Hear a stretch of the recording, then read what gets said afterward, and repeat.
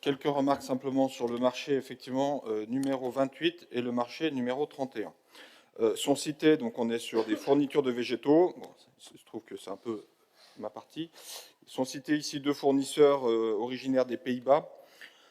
Bon, moi je voudrais simplement que, alors c'est un cadre, hein, vous avez aussi des entreprises locales, je ne veux pas le nier, mais très bien d'ailleurs, et voilà, qui font un travail formidable sur nos départements. Mais je souhaiterais quand même que les entreprises qui sont ici citées ont causé la mort de plusieurs entreprises d'horticulture sur notre pays avec une concurrence largement déloyale. On sait aujourd'hui le contexte dans lequel on se trouve avec le mouvement des agriculteurs qui, je le répète, est à la fois sur les bovins, ovins, les éleveurs, mais aussi une partie de mes collègues horticulteurs qui aujourd'hui ont des difficultés pour gagner leur vie correctement. Et donc, je souhaiterais que le plus possible, on évite le recours à ces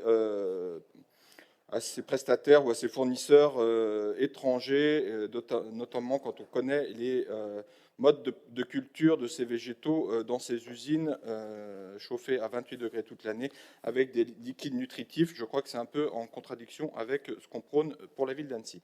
Ceci étant dit, je voulais aussi m'arrêter un instant sur le marché numéro 48, l'imagerie film, pour signaler aux Permettez que je auditeurs... réponde à la première partie. Ah, si vous voulez, oui. Oui, rapidement. Sur le fond, je ne peux être que d'accord avec vous, à la fois sur les questions d'écologie que vous avez évoquées à la fin, sur le chauffage qui est utilisé, et sur il faut privilégier le local. Après, dans des appels d'offres, il ne peut pas y avoir, et vous le savez, des clauses de territorialité, même si on peut le regretter. J'espère que dans le cadre, j'en profite, du conflit actuel des agriculteurs, c'est une des revendications portées par certaines branches de la profession, ça puisse être modifié, et j'en profite d'ailleurs pour leur apporter tout mon soutien et mes encouragements pour les jours et les nuits qui viennent.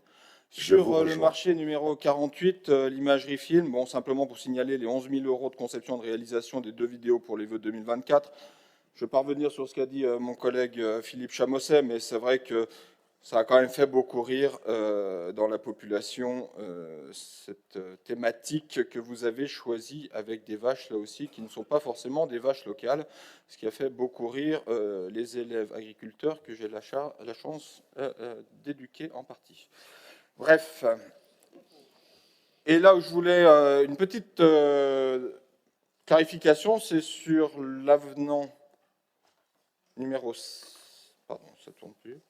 Numéro 6, démarche Annecy 2050, définition de la stratégie de l'identité visuelle et déclinaison opérationnelle de support avec résonance publique pour une prestation supplémentaire. Alors certes, c'est 3 000 €, mais plus les 800 000 initiaux, mais comment se fait-il que la définition de la stratégie de l'identité visuelle et des déclinaisons n'ait pas été prévue dans un marché qui, je rappelle, coûtait déjà 800 000 €?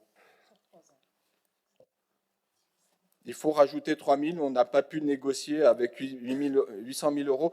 Enfin, je crois, Madame Nora Segolabidi, que je vous inviterai à venir dans nos entreprises de temps en temps, voir comment on négocie quand on a des 800 000, je rappelle, c'est sur 3 ans.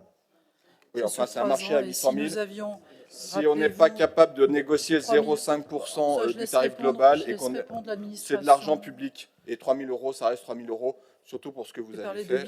Vous parlez de 800 000, je vous réponds, Monsieur Dupertuis, c'est sur 3 ans.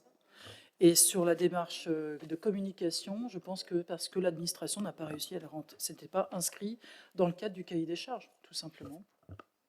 Eh ben, je conteste cette augmentation et cet avenant, je le dis clairement.